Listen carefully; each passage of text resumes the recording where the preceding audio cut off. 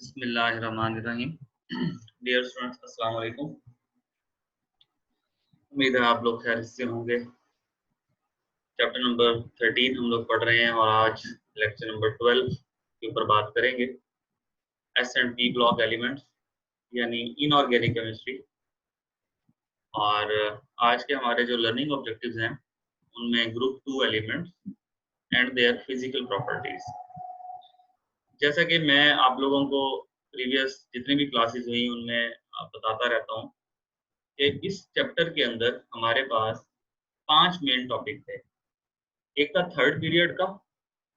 हमने third period elements की detail देखी, यानी उनकी फिजिकल प्रॉपर्टीज देखी, फिर उनकी केमिकल प्रॉपर्टीज देखी, देन उनकी जो प्रोडक्ट्स थी ऑक्साइड्स वगैरह उनके बारे में भी हमने पढ़ा। एक तो ये टॉपिक था थर्ड पीरियड एलिमेंट। इस चैप्टर में एक ही पीरियड था, थर्ड पीरियड, और 4 ग्रुप्स हैं। Group 1, group 2, group 4 and group 7।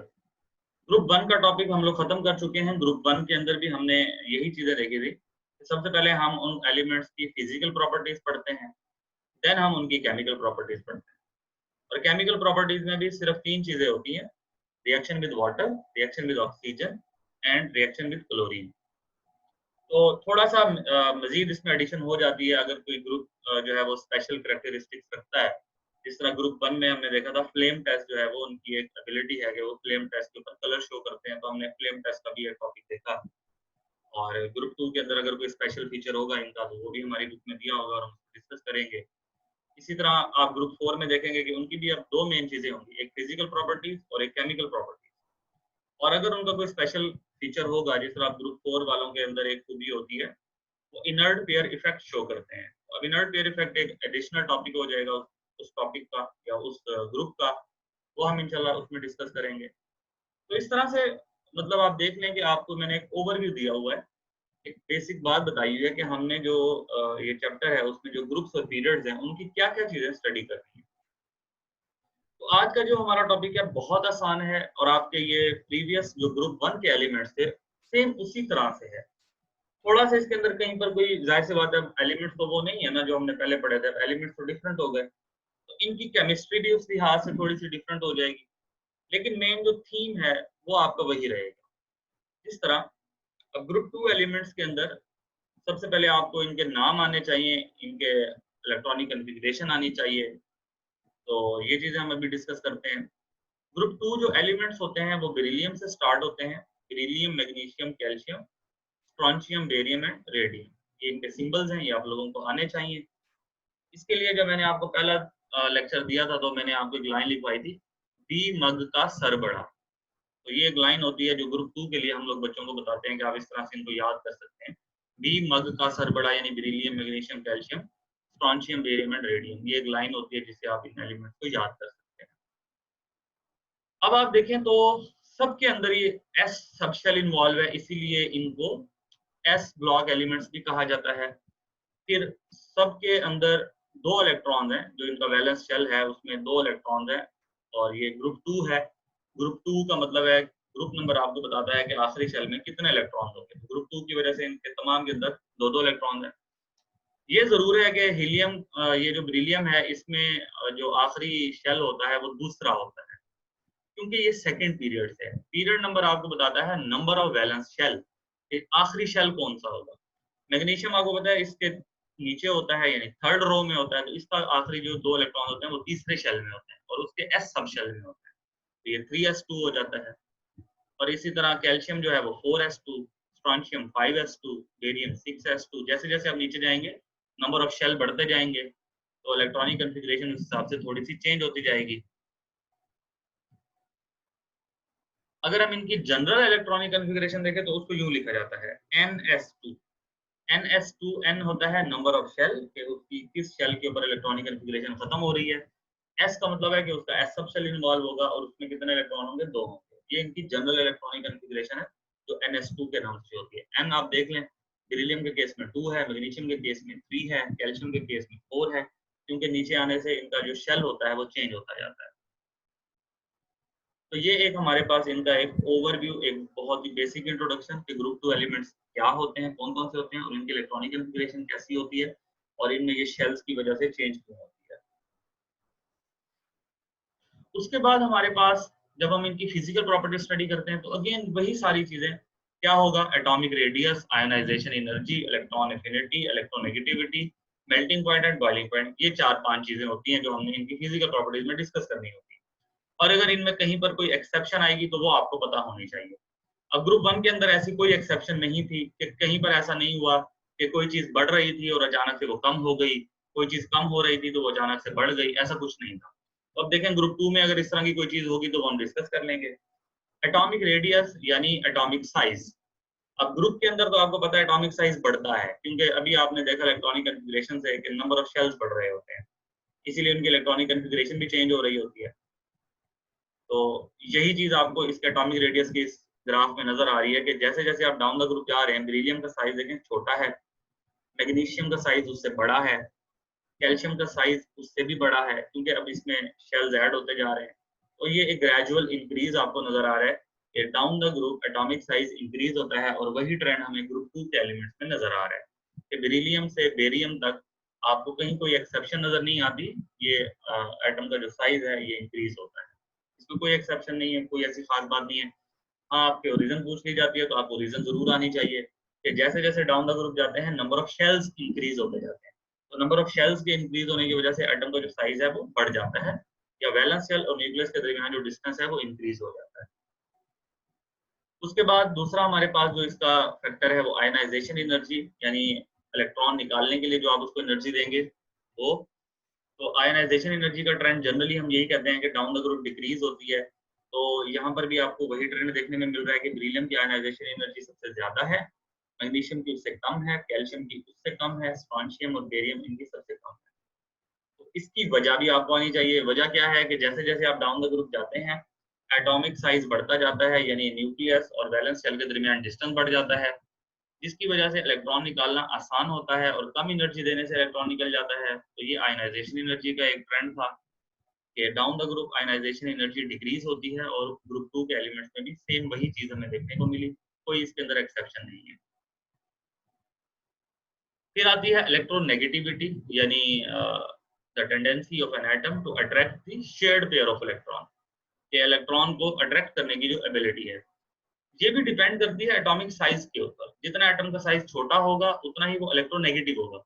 अब देखें पीरियोडिक टेबल में सबसे ज्यादा इलेक्ट्रोनेगेटिविटी फ्लोरीन की होती है, क्योंकि फ्लोरीन मोस्ट इलेक्ट्रोनेगेटिव एलिमेंट है पीरियोडिक टेबल का, उसका साइज सबसे छोटा है, तो इस वजह से उसकी इलेक्ट्रोनेगेटिविटी ज्यादा होती है। और डाउन द ग्रुप तो आपको पता है, अब ये क्योंकि हम बेरिलियम मैग्नीशियम कैल्शियम ये डाउन द ग्रुप जा रहे हैं, तो down the group atomic size बढ़ता है। एटॉमिक साइज के बढ़ने की वजह से इलेक्ट्रॉन लूज करने की एबिलिटी तो ज्यादा होती है, लेकिन इलेक्ट्रॉन गेन करने की एबिलिटी कम होती है। इसको हम मेटालिक कैरेक्टर और नॉन मेटालिक कैरेक्टर से भी समटाइम एक्सप्लेन करते हैं। तो metallic character down the group increase होता है, non metallic character down the group decrease होता है। और जब नॉन मेटालिक कैरेक्टर कम होगा तो इलेक्ट्रोनेगेटिविटी भी कम होगी, क्योंकि इलेक्ट्रोनेगेटिविटी जो होती है ये नॉन मेटल्स शो करती हैं, उनके अंदर ये खूबी होती है कि वो इलेक्ट्रॉन एक्सेप्ट कर सकती हैं या इलेक्ट्रॉन को अट्रैक्ट कर सकती हैं। तो इसमें भी कोई ऐसी वो एक्सेप्शन नहीं है। इलेक्ट्रोनेगेटिविटी आप देख सकते हैं डाउन द ग्रुप डिक्रीज हो रही है, इन दो एटम की जाहिर लग रहा है कि सेम है, लेकिन ये सेम नहीं होती, इसमें बहुत माइनर सा फर्क होता है। तो इसलिए हम ये नहीं कह सकते कि इनकी एक्सेप्शन है या इधर सेम है। तो ये ऑलमोस्ट इनमें थोड़ा सा फर्क होता है, तो जो ग्राफ के ऊपर उस तरह से शो नहीं हो रहा।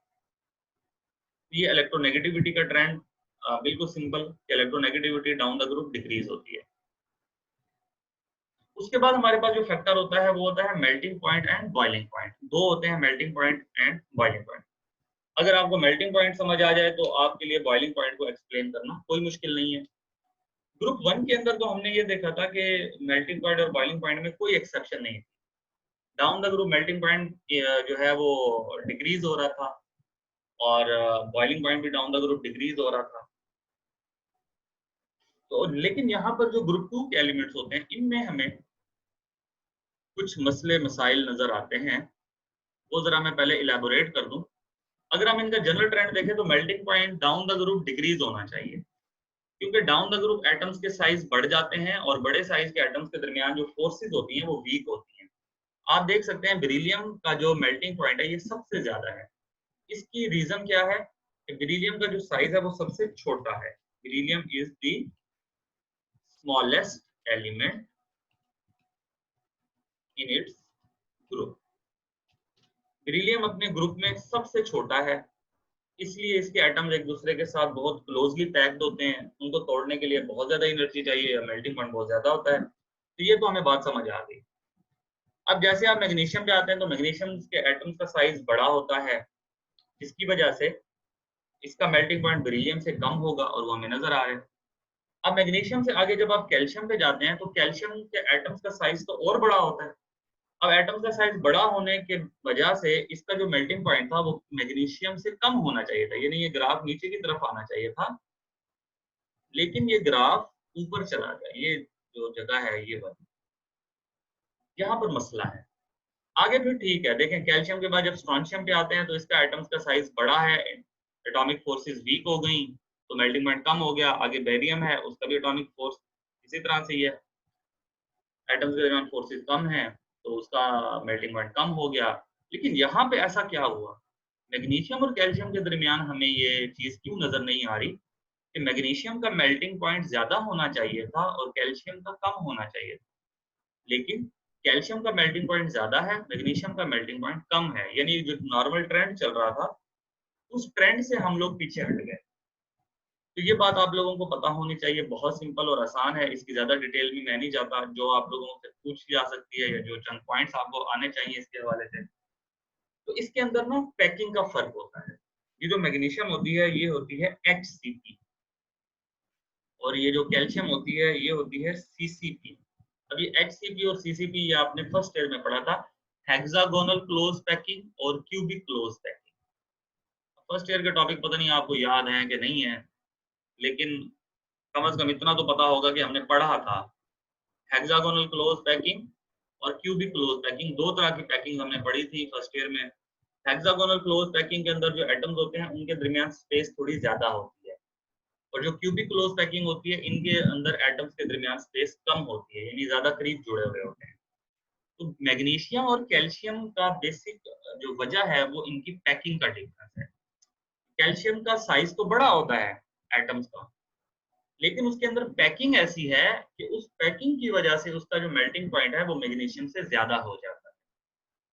तो ये उसकी एग्जैक्ट रीजन है जो आप लोगों को पता होनी चाहिए, और अगर आप ये बताएंगे तो आप इसको एक्सप्लेन कर लेंगे। तो बड़ी सिंपल सी बात है, कोई मुश्किल नहीं है। अब इसकी डिटेल में जाने की जरूरत नहीं है कि HCP और CCP में जो है वो क्यों ऐसा होता है। अब इतनी सारी बातें जो है वो डीपली स्टडी करने की जरूरत नहीं है। तो बेसिक आप बात बताएंगे कि मैग्नीशियम में हेक्सागोनल क्लोज पैकिंग होने की वजह से एटम्स के दरमियान स्पेस ज्यादा होती है, लेकिन जो कैल्शियम होता है उसमें क्यूबिक क्लोज पैकिंग होने की वजह से एटम्स के दरमियान स्पेस कम होती है। होना तो कैल्शियम का मेल्टिंग पॉइंट कम चाहिए था, लेकिन उसकी पैकिंग की वजह से उसका मेल्टिंग पॉइंट बढ़ जाता है।